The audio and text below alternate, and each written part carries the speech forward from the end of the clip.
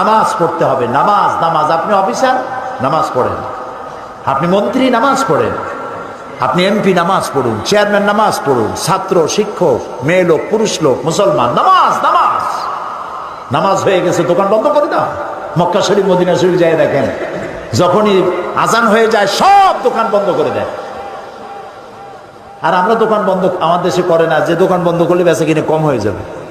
আরে ভাই, আল্লাহর নামাজ পড়তে যাচ্ছেন, কামাইতে বরকত দেওয়ার মালিক কে? আপনি নামাজের জন্য দোকান বন্ধ করে যে নামাজে গেলেন, এই যে সময়টা গেল, হতে তো পারে নামাজ পড়ে আসার পর একজন খরিদ্দার এমন পাবেন যাতে ওই সময় যত খরিদ্দার আসতো একজনে সব কিনে নিয়ে যাবে। হতে পারে না? এই জন্য আল্লাহকে সেজদা দেন বেশি করে, নামাজ ভুলবেন না। অফিসার হন, যেই হন, পুলিশ, বিডিআর, আর্মি, সরকারি ডিউটি যখন করবেন, নামাজ যদি কাজা হয়ে যায়, হতে পারে সরকারি কাজে ঘন্টার পর ঘন্টা ডিউটি পালন করছেন, নামাজ পড়তে পারেন না, যখনই আপনি সময় পেলেন তখনই নামাজটা আদায় করে নেন, নামাজ ভুলে যাবেন না। আচ্ছা, আজকে কি আমরা এই ওয়াদা করতে পারবো যে জীবনে আর নামাজ ছাড়বো না? পারবো? যারা পারবেন কেবলমাত্র তারাই দুটি হাত উঁচু করুন। আল্লাহ তাআলা যারা হাত তুললো, আমি মুসাফিরের দোয়া কবুল হয়, রাসূলুল্লাহ বলেছেন। আমি দোয়া করি সকলকে নিয়ে, আল্লাহ আজকে যারা হাত তুললেন, জীবনের অতীতের ভুল তাদের মাফ করে দাও, এবং ভবিষ্যতে এক ওয়াক্ত নামাজ যেন কেউ ছেড়ে না দেয়, সবাইকে নামাজ আদায় করার তৌফিক দান করো। এই জাতি যদি নামাজি হয়, আল্লাহর রহমত বৃষ্টির মতো নাজিল হতে থাকবে। আল্লাহ রাব্বুল আলামিন বলেন, ওয়ালাউ আন্না হানাল কুরা আমানু ওয়াত্তাকাউ লাফাতাহনা আলাইহিম বারাকাতিম মিনাস সামাই ওয়াল আরদ। দেশের লোকেরা, জনপদের লোকেরা যদি আমার উপর ঈমান আনে আর আমাকে ভয় করার নীতি অবলম্বন করে চলে, দুইটা কাজ। কয়টা কাজ? কে বলতেছে? আমার উপরে যদি ঈমান আনে আর আমাকে ভয় করার নীতি অবলম্বন করে যদি চলে, তাহলে ওই জমিনের মানুষের জন্য আমি আল্লাহ আকাশ আর জমিনের বরকতের সব দরজা খুলে দেব। প্রিয় ভাই সব, আল্লাহ আমাদের নামাজ আদায় করার তৌফিক দিন। ৬ষ্ঠ নম্বরে বলা হচ্ছে আল আমিরুনা বিল মারুফ, আর ৭ম নম্বরে হচ্ছে ওয়ান নাহুনা আনিল মুনকার, ভালো কাজের আদেশ করা এবং অন্যায় কাজ থেকে মানুষকে বিরত রাখা মুমিনের ৬ষ্ঠ নম্বরের কোয়ালিটি। ৬ষ্ঠ নম্বরে হলো ভালো কাজের আদেশ, ৭ম নম্বরে অন্যায় কাজ থেকে মানুষকে ফিরায় রাখা। এই যে দায়িত্বটা, এই দায়িত্ব একটি বিশাল দায়িত্ব। কোরআন বলছে, কুনতুম খায়রা উম্মাতিন উখরিজাত লিন-নাসি তা'মুরুনা বিল মা'রুফি ওয়া তানহাউনা আনিল মুনকার। আল্লাহ তাআলা বলেন, ও মুসলমানেরা, তোমরা শ্রেষ্ঠ জাতি, খায়রে উমাম, ইমামে আকওয়াম। তোমাদের দায়িত্ব হলো মানুষকে ভালো ভালো কাজের দিকে অনুপ্রাণিত করবে, হুকুম করবে, আদেশ করবে, আর সব ধরনের খারাপ কাজ থেকে মানুষকে ফিরায় রাখবে। এটা কার দায়িত্ব? উম্মতের দায়িত্ব। আল্লাহ তাআলা বলছেন, এই দায়িত্ব সব নবীদের, সমস্ত নবীদের কাজই ছিল মানুষকে ভালো কাজের আদেশ দেওয়া আর অন্যায় থেকে ফিরিয়ে রাখা। আল্লাহ তাআলা বলছেন, এটা নবীদের কাজ, এটা উম্মতের কাজ। এই কাজটি দলের কাজ। ওয়ালতাকুম মিনকুম উম্মাতুন ইয়াদউনা ইলাল খায়র ইয়ামুরুনা বিল মারুফ ওয়া ইয়ানহাউনা আনিল মুনকার। তোমাদের মধ্যে এরকম দল থাকতেই হবে যারা মানুষকে ভালো কাজের আদেশ করবে, অন্যায় কাজ থেকে ফিরায় রাখবে।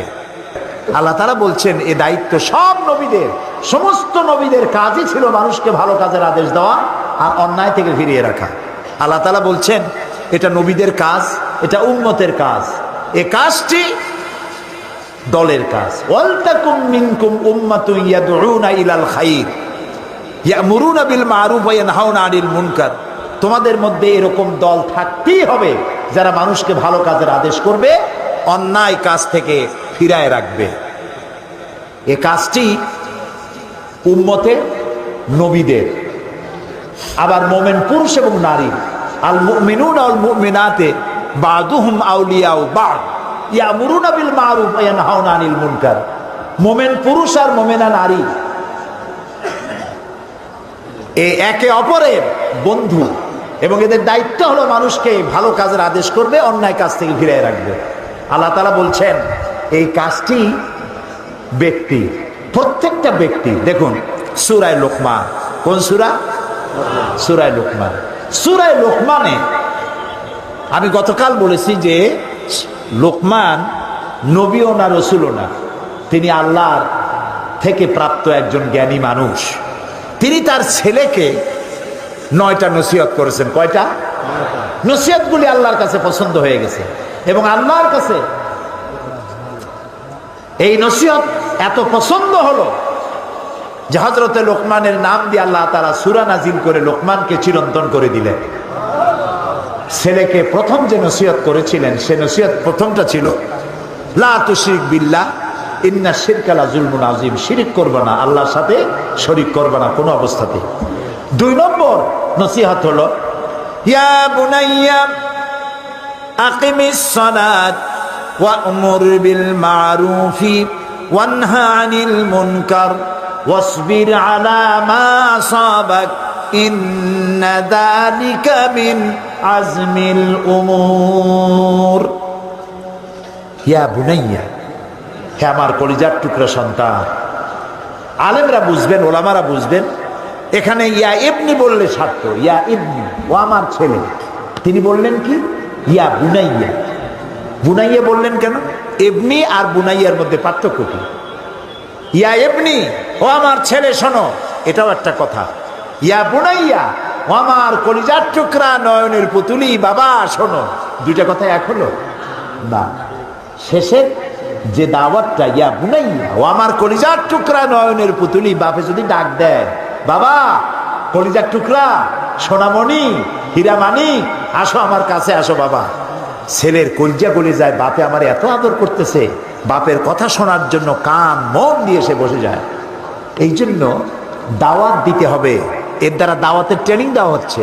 আমরা উম্মতে দাওয়াত, আমাদেরকে ট্রেনিং দেওয়া হচ্ছে মানুষের কাছে যখন ইসলামে দাওয়াত দিবা ভালোবাসা দিয়া, মহব্বত দিয়া, ধমকাইয়া, রাগ করিয়া পারবা না। যে পীরের মেজাজ খারাপ সে মুরিদ পাবে না, আর যে চোরের কাশি আছে চুরিও করতে পারবে না।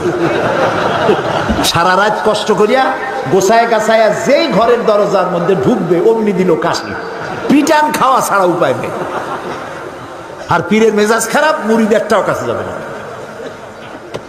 সুতরাং মানুষকে দাওয়াত দিতে হলে কোরআন থেকে, কোরআন হচ্ছে আমাদের জীবনের গাইড বুক। আলহামদুলিল্লাহ বলে মানুষকে, মানুষের দিলকে, আপনার দেখেন অনেক জায়গায় দেখা যায় যে ছেলে পরীক্ষায় ফেল করছে, ফেল করে না?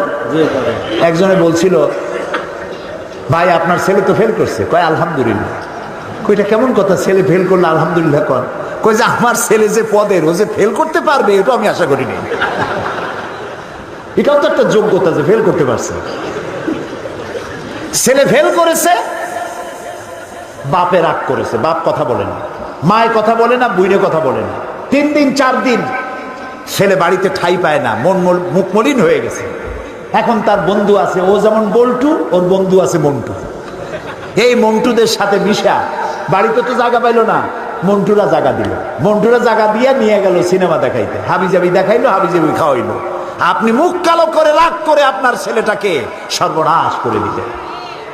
উচিত ছিল বাবা ফেল করছিস, ফেল তো মানুষই করে, হয়তো কোনো ভুল করেছিস, ভালো করে পড়, আগামী বছর পরীক্ষা দিলে আমি দোয়া করবো আল্লাহ তোরে ভালো করবে। এই ছেলেটা আপনার হাতের মুঠায় থাকতো, ঠিক না ভাই? কত ক্ষতি আমরা করি না বুঝিয়া, কত সর্বনাশ করি। মেয়েটার সাথে কথা বলি না, ছেলেটার সাথে কথা বলি না, এটা ঠিক না।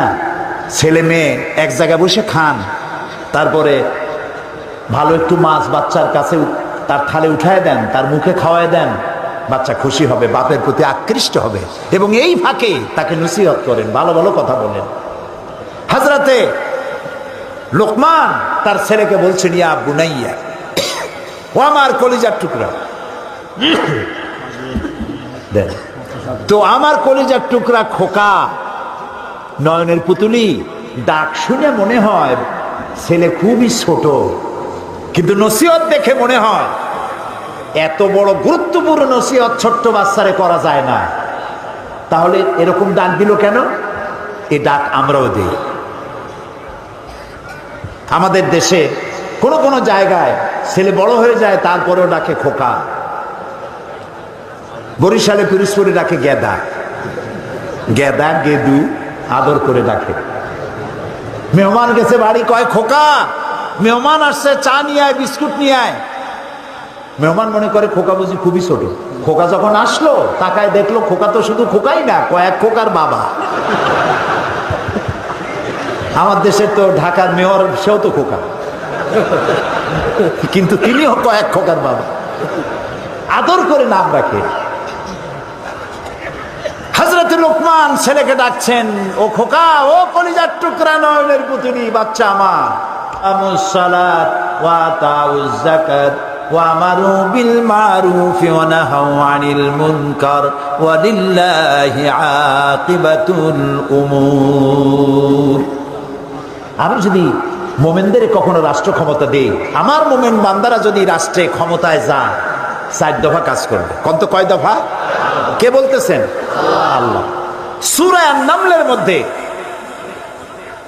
দেখুন, হযরত সুলাইমান আলাইহিস সালাম যখন হুদহুদের মাধ্যমে চিঠি পাঠাইছিলেন কার কাছে? রানী বিলকিসের কাছে। রানী বিলকিস তখন তার মন্ত্রী পরিষদকে বলেছিল যে কোন স্বৈরাচার যখন কোন দেশ দখল করে তখন তারা 2 দফা কাজ করে। প্রথম দফা হলো সম্মানিত লোকদেরকে বেইজ্জত করে, আর হার্স এবং নাসল, ফসল এবং মানুষকে হত্যা করে, ফসল নষ্ট করে, মানুষ হত্যা করে। এই 2 দফা কাজ করে স্বৈরাচারীরা। স্বৈরাচারীরা কয়টা কাজ করে? চিরকাল, আবহমান কাল ধরে যারা স্বৈরাচার, ধর্মনিরপেক্ষ রাজনীতি যারা করে, যখনই ক্ষমতায় যায় আলেম ওলামাদেরকে বেইজ্জত করে, মাদ্রাসা বন্ধ করে দেয়,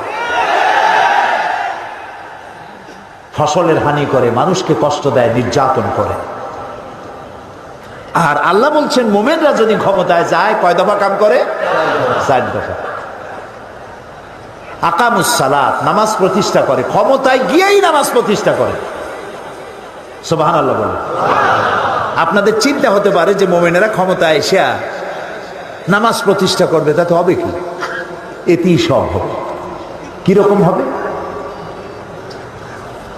জোহরে রক্ত হবে, রাষ্ট্রের পক্ষ থেকে বলা থাকবে জোহরের রক্ত বেলা 1টায়, বেলা 1টা থেকে 1:30 পর্যন্ত নামাজের বিরতি, 15 মিনিটের মধ্যে নামাজ শেষ, আর 15 মিনিট দুপুরের আহার গ্রহণ। আধা ঘন্টার মধ্যে নামাজ সারো, খাওয়া সারো, অফিস আবার চলবে, কলেজ আবার চলবে, বিশ্ববিদ্যালয় আবার চলবে, কলকারখানা, ক্ষেত খামার আবার শুরু হয়ে যাবে। এই নামাজ পড়তে গিয়ে থানায় আজান হবে, ওসি সাহেব ইমামতি করবে, তার পেছনে পুলিশেরা দাঁড়ায় নামাজ আদায় করবেন। যেই থানার ওসি তার থানার পুলিশের ইমামত করে নামাজ আদায় করে, সেই থানার ওসিরে পিটাইয়াও ঘুষ খাওয়ানো যাবে? সুবহানাল্লাহ। এসপি যদি মসজিদের ইমাম হয়, মন্ত্রী যদি মসজিদের ইমাম হয়, এমপি যদি মসজিদের ইমাম হয়, তাহলে টিয়ার কাবি খা, জম্মের খাওয়া খাবে না। বিশ্ববিদ্যালয়ের ভাইস চ্যান্সেলর আজান হয়েছে, তিনি ইমামত করবেন। ছাত্র, শিক্ষক, শিক্ষয়িত্রী, ছাত্রী পেছনে নামাজের জন্য দাঁড়ায় গেছে। এই বিশ্ববিদ্যালয়ে সন্ত্রাস চলতে পারে না। নামাজ কায়েম, সমাজ ঠিক। সুবহানাল্লাহ। প্রিয় ভাই সব, নামাজ প্রতিষ্ঠা করবে 1 নম্বরের কাজ। 2 নম্বরের কাজ যাকাত আদায় করবে। যাকাত, যাকাত, যাকাত ভিত্তিক অর্থনীতি চালু হলে ইকুয়াল ডিস্ট্রিবিউশন হবে। কেউ খাবে আর কেউ খাবে না, এটা থাকবে না। 7 তলার গাছতলার ব্যবধান থাকবে না। এটা আল্লাহর বিধান। এটা কার বিধান? শয়তান সব জায়গায় আল্লাহর বিধানের উল্টাপাল্টা একটা কিছু করছেই। আল্লাহ করেছেন খেলাফত, আর শয়তান করেছে মুলুকিয়া, রাজতন্ত্র। রাজতন্ত্র কার করা? শয়তানের করা। আল্লাহ করেছেন যাকাত ভিত্তিক অর্থনীতি, শয়তান করেছে সুদ ভিত্তিক অর্থনীতি। আল্লাহ করেছেন ইসলাম, শয়তান করেছে ধর্মনিরপেক্ষ মতবাদ। ধর্মনিরপেক্ষ মতবাদ শয়তানের তৈরি করা, আল্লাহর তৈরি করা নয়। পৃথিবীর কোন মুসলমান, কোন নবী, একজন নবী নাই যিনি ধর্মনিরপেক্ষ ছিলেন। একজন সাহাবীও ছিলেন না যিনি ধর্মনিরপেক্ষ ছিলেন। আমি মুসলমান, আমি ধর্ম নিরপেক্ষ হব কিভাবে? আমি তো ধর্মের পক্ষে। সত্য না মিথ্যা? যিনি হিন্দু তিনি কি তার ধর্মের বিপক্ষে? তাহলে নিরপেক্ষ কথাটা বলি কেন? রাস্তা দিয়ে চলার সময় Bogura to Dhaka motorway, highway, regional highway, highway দিয়ে আপনি যাবেন, হয় রাইট স্টার্ন না হয় লেফট স্টার্ন, হয় ডান দিক দিয়ে হাঁটেন না হয় বাম দিক দিয়ে হাঁটেন। কিন্তু আপনি যদি ঘোষণা করেন আমি রাইট স্টার্ন নই, আমি লেফট স্টার্ন নই, আমি মিডিল ইস্ট, আমি রাস্তার মাঝখানে দাঁড়ায় থাকবো, থাকেন থাকুন, কিছুক্ষণ পরেই ট্রাক বাবাজি আসবে, আপনার ধর্মনিরপেক্ষতার মতবাদ ডিমের মতো মামলেট বানাই দেবে রাস্তার সাথে। কাজী ধর্মের হয় বলুন আমি ধর্মের পক্ষে, আর না হয় বলুন আমি ধর্মের বিপক্ষে। নিরপেক্ষ হলে পরে শয়তান খুশি হবে, এক লাথি দিয়ে জাহান্নামে ফেলে দেবে। মুসলমানের জন্য ধর্ম নিরপেক্ষ জায়েজ নাই, হারাম হারাম হারাম। যে আল্লাহর প্রয়োজন নাই আমার বঙ্গভবনে, আমার পার্লামেন্টে, আমার ক্যান্টনমেন্টে, আমার ক্ষেত খামার অফিস আদালতে, যে আল্লাহর প্রয়োজন নাই, অবশেষে সেই আল্লাহর দরকার কি? আমার আল্লাহ কি এইরকম? মোটেই না। এই জন্য কোন মুসলমান ধর্ম নিরপেক্ষ মতবাদের অনুসারী হতে পারে না, সুস্পষ্ট কুফরি মতবাদ। আল্লাহ তাআলা মুসলমানদের হেফাজত করুন, আমরা বলি আমিন। সবাই বলেন আমিন। কিয়ামতের দিন আমরা সবাই উঠব, আল্লাহর দরবারে দাঁড়াবো, জীবনের ঝুঁকি নিয়ে কথা বলবো। যতক্ষণ নাক দিয়া শ্বাস আসে আর যায় ততক্ষণ বলতে থাকবো ধর্ম নিরপেক্ষ মতবাদ হারাম হারাম হারাম।